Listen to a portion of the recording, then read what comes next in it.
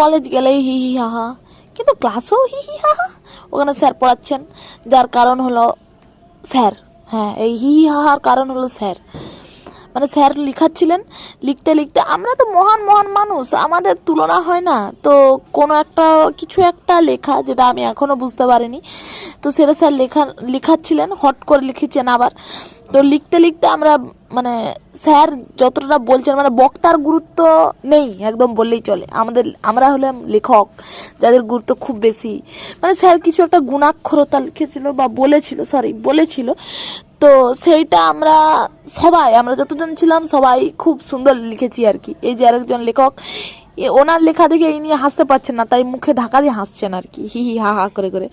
তো উনি লিখেছেন গো ঠাকুরতা, ঠাকুরতা ঠাকুর হ্যাঁ, ঠাকুরতা তো কিছু একটা হবে।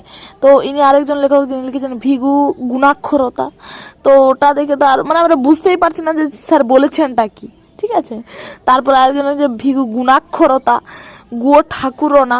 ভাই মানে মানে বুঝতে পারছেন স্যারকে যে বলবো সেই সিচুয়েশনও নেই আমাদের, এমন অবস্থা।